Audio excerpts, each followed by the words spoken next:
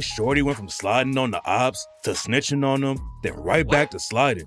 Now he's serving a 12-year sentence because he pissed off a judge. Plus, he's still facing a life sentence. How you sliding and snitching at the same time? That nigga dangerous. You can't. That's a dangerous nigga right there. Sentence for murder and wants one of his biggest ops to testify for him in court. Shorty could have been the biggest rapper in Jacksonville, but today we're breaking down why he crashed out and threw it all away. Shorty grew up on the north side of Jacksonville in 6-block territory at the Hilltop Apartments. His mom made sure he always had food, clothes, and a place to sleep, but that wasn't enough for him. Shorty saw other kids rocking chains and Jordans and wanted to be dripped out too. So he hopped off the porch at 13 and got active. Shorty moved smart and wasn't always getting locked up. But then he turned 16 and got hit with 4 attempted murder charges. I caught a charge. I had got in an altercation and shot somebody. And they tried to charge me with 4 attempted murders. Oh shit. Because I shot in the crowd. Shorty got into a fight and the other dude tried to take his strap. So Shorty upped it and started shooting. There was a crowd behind the dude Shorty was shooting at though, so the cops hit him with 4 attempted murders instead of just 1. At the same time, Shorty had a warrant out for an armed carjacking and the cops pulled him over in a stolen whip. Shorty knew that it was over for him. Getting locked up for the first time on 4 attempted murders is crazy, but then he caught a major break in the case.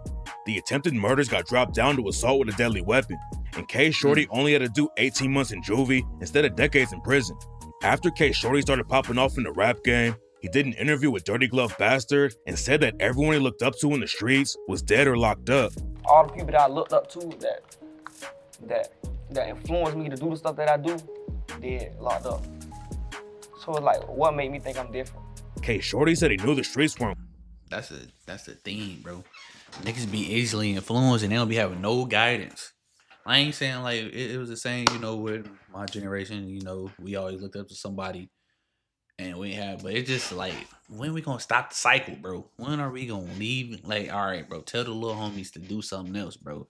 Not to pick up this gun or, and to go do, slide. It's just like, but it's never gonna stop because it's a continuous cycle. They getting younger and younger too. Worth it. He ended up falling right back into him. It seemed like Shorty wanted to leave the streets behind. But then his homie started getting killed and it changed everything. Shorty and Lil Bibby both came up in the Hilltop Apartments and were really tight. But when Shorty got locked up, Bibby started hanging around Fulio more. Fulio was older than them and already had a name in the Jacksonville drill scene. And Shorty knew that Bibby shouldn't be hanging around Fulio because it was going to put a target on his back. Shorty told Bibby he should fall back from Fulio because Fulio's name was too hot in the streets. But Bibby didn't listen and ended up getting brutally killed when K-So allegedly slid in the hilltop and shot him to death. Bibby's death had a huge impact on Shorty, and he told Dirty Glove Bastard that the ops only killed him because he was hanging around Fulio. When he got killed, it wasn't for him. Like, and that just be like that. Real. Like, you hang with him. Before he died, a week before he died, I called him on the jail phone, and I said, I see you out there. If you turn, I see you with Fulio. You doing? I was like, but don't get caught up in that, bro. I was like, you know how bad they want him. They'll get anybody just to hurt him. Lil Bibby getting killed is allegedly what turned Shorty up in the streets. And on March 17th, 2020, he allegedly slid on the ops and killed a dude named Daquan Saxton. It didn't take long for the ops to clap back though. And the next day, they slid on Shorty and shot up his mom's crib. Shorty had a huge target on his back. But the day after his mom's crib got shot up, he went on a date with his girlfriend, Anandi Weish. Anandi was a cheerleader who was planning on going to college at Florida A&M, and she had just been given her first car a few months earlier. After their date, Anandi drove Shorty home to drop him off, and that's when 2 shooters popped out and started dumping shots into Anandi's whip. Shorty and Anandi both got hit up, and Anandi tragically didn't make it out alive. Everyone knew that she wasn't the main target though, and it turned out that one of the shooters was related to the dude that Shorty allegedly killed 2 days before. A few months after Anandi got shot to death, the cops arrested Roland Ball and Xavion Porter for the hit.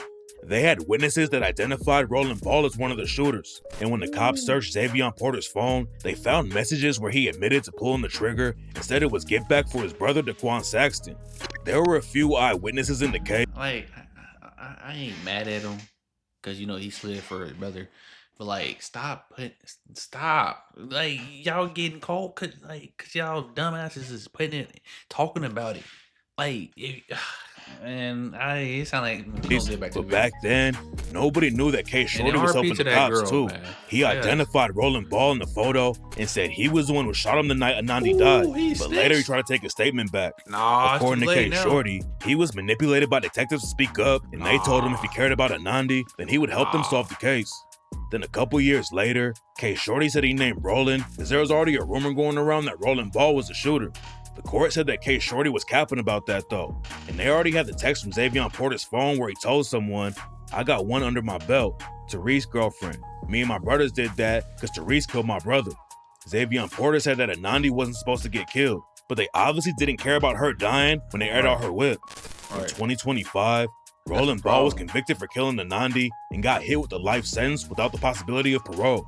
What's crazy about the situation is that K Shorty flipped and helped the cops lock his ops up, but he was still sliding in the streets and allegedly catching more bodies.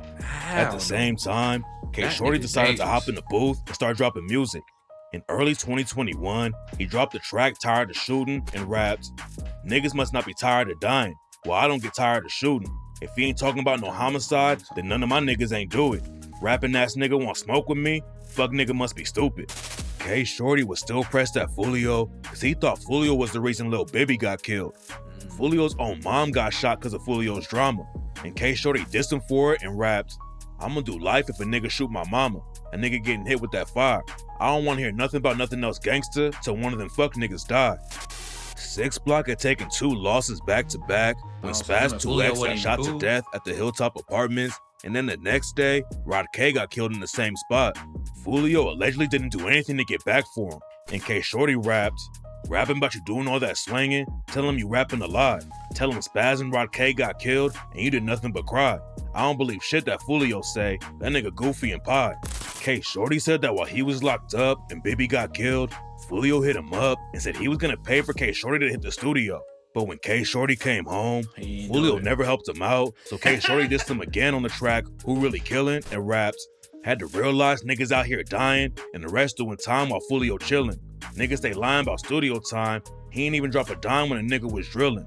He was running the block when Bibby had died. He ain't getting no car, he just got in his feelings." Then Fulio clapped back on the track Straight Facts and dissed K Shorty for getting Anandi killed and said, "And you got shot so many times, they say you target practice. You got that little girl killed, and that shit tragic. You say I ran on Osama, I was nowhere near. Pop out left my little brother. Get that shit clear." Fulio and K Shorty's beef wasn't really that serious, but K Shorty still had Opps trying to kill him in the trenches. A few months after Anandi and K Shorty got shot, the cops found K Shorty in the same area, leaking from a gunshot wound to the leg. They also found a rifle, a hoodie with a mask, and shell casings around K Shorty, and the cops thought he got into a shootout with the Opps. It took a few months for the cops to test the gun and hoodie for K Shorty's DNA, but when the results came back and proved K Shorty's DNA was on both of them, they booked him for being a gang-related felon in possession of a firearm. K Shorty's music was popping from the jump, but he also self-snitched like crazy. And during the trial for his... He hella like, bro, like, don't... He's saying the detectives manipulated him, but like, you know, bro, he know what he did, bro. He got, like, ultimately, like said, the girl, like, these females be out here they want them a hood nigga. I don't understand why. Y'all be knowing what they be got going on, but y'all still want to be in a car with them. But like, like, you supposed to be a top shooter, bro. You supposed to be a slider. You out here pointing out your Opps for knocking your shorty down, even though she wasn't a target. Like, then you mad at Fulio for not sliding for your homie. Like, how that work, bro? Gun case, the prosecutors brought up his track On Your Ass, where he described the whole situation where he got shot and raps, "Ah shit, how the fuck I dropped my blick? I'm losing blood and shit. They still shooting, now I done crawled to the bushes, laying in bugs and shit. And I started stripping, had to get rid of the mask, get the fuck away from that pole. Wait till they come. Crackers gonna ask me what happened, and I ain't gonna tell them a soul." K Shorty also raps about getting shot again on the track Dead Niggas and raps, "Dead niggas, hop out, let that lead hit them. I ain't got no ops, them niggas cops, and they some leg hitters. Boy, I know the real you. You let YouTube get your head bigger." K Shorty bonds it out after he caught the gun charge though, and a few months later, he allegedly went spinning again and killed a dude named 187 No Face. Most people don't think No Face was the target though, and that he just got shot because he was riding around with Spin the Benz. Spin the Benz and K Shorty had major drama, especially when Spin the Benz leaked a video of K Shorty dancing in his bathroom and dissed him on the track I Don't Smoke Kendra and rapped, "My daughter, she like me. She be in school and she don't play." Therese twerking in the bathroom. Look, y'all, he's so gay. Spin the Benz and K Shorty were always dissing each other's dead homies too. And in September 2021, K Shorty and his homie 2-4 allegedly caught Spin the Benz, Greenlight, and No Face at a gas station on Lenox Avenue. Spin the Benz, Greenlight, and No Face were all sitting at the gas station in a Dodge Challenger when a black Range Rover pulled up and started shooting. Greenlight and Spin the Benz ran into the gas station while the bullets were flying, but No Face caught a bullet to the head and was pronounced dead at the hospital. The cops knew that the shooters were in the Range Rover, and the next day, the gang unit spotted one driving around the Woodland Acres community. The cops tried to pull the Range Rover over, but the driver sped off and crashed into a pole. K Shorty and his homie LaCracker were the ones riding around in the Range Rover, and after they crashed, they tried to hop out on foot, but the cops caught them and found a bunch of shell casings inside the whip too. Riding around the same whip you allegedly just caught a body in is wild. And K Shorty made an even worse move because the Range Rover belonged to 2-4's mom. If K Shorty stole a whip to use on the crash out and then burned it, he might have walked free, but instead he slid in his homie's mom's whip and basically did the cop's job for him. The cops brought K Shorty into the station and let him know that he was getting hit with the murder charge. You are being charged with second-degree murder and possession of firearm by a juvenile delinquent. How? Then he had to call his mom and let her know that he was fighting the murder case. Mom. I don't know what's going on, but they say I've been charged with murder. Stop lying, Travis. I promise. Man, don't tell me this, baby. What the fuck? I don't know what's going on, Mom, but they said this. K Shorty's first trial was for the gun case though, and it was looking bad for him from the jump. The cops had his DNA all over the gun. K Shorty was leaking from a leg shot, and he dropped a track where he aired out the whole situation. Catching the gun case isn't always that bad, but then K Shorty fumbled it like crazy when he pissed off the judge. K Shorty got convicted, but he got to speak to the judge before the sentencing came down. K Shorty's music was popping off, and he could have used that angle to ask the judge for a lighter sentence, but instead he told the judge that people in jail called him Send Him Home Salem. Was it true that they call you Send Him Home Salem? In the jailhouse. I'm sorry, say what? In the jailhouse, they call you Send Him Home Salem. Send him home, Salem? I guess. The judge's name was Anthony Salem, and he had a reputation for taking it easy on people. But when K Shorty called him Send Him Home Salem, these niggas be retarded, bro. Like, what the you asked him is his name. Send Him Home Salem. The same name you heard niggas say he be sending niggas home. Like, what the fuck? Salem, the judge brought the hammer down and hit him with 12 years in prison. Catching 12 years on a gun charge is tough, but K Shorty's probably gonna get life if he doesn't beat his next trial. And he's getting so desperate in that situation that he's trying to get his ops to help him out. In 2024, the news broke that K Shorty's defense team was trying to get Spin the Benz to testify for him during K Shorty's trial for killing No Face. Spin the Benz aired K Shorty out on Instagram and said when he went to trial, he didn't bring anyone to the courtroom except his own lawyer. Losing No Face was already bad enough, and on the track Badass Day, Spin the Benz rapped, "Them niggas sprayed up my whole side. I ain't get hit. I'm still confused. I still hear Face's voice in my head. I know we got some shit to do. See, I ain't nothing like these niggas. They still got some shit to prove. Me, I done damn near lost it all. I ain't got shit left to lose." And when Spin the Benz found out that K Shorty was trying to get him to testify for his defense, he dropped the track Letter to K Shorty and rapped, "First of all, I ain't put you niggas in this position. Second of all, ain't nobody helped me when I was in it. Third thing I got to say is, y'all act like I walked you out the front door, made you jump off the porch, but I didn't. It's obvious you pussy niggas vulnerable. It's making me uncomfortable." It's not clear how much evidence the cops have against K Shorty for the No Face murder, but rumors say that his homie 2-4 is already saying something to the cops. K Shorty was allegedly putting in a lot of work, and on the track Let's Do It, he claimed he already had 4 bodies and raps, "They want to know how many bodies I touched? I say about 4. Shit's so crazy, cause I hit plenty niggas, and it could have been more. terrorizing all my ops, fuck 1200, and fuck 00. If K Shorty was really sliding on the ops like that, 2-4 would probably know all about it and could give the cops more info so he could walk on the murder case. K Shorty could end up talking too though. He already snitched on Rolling Ball back in the day, and he might try to throw more ops under the bus if it helps his own case.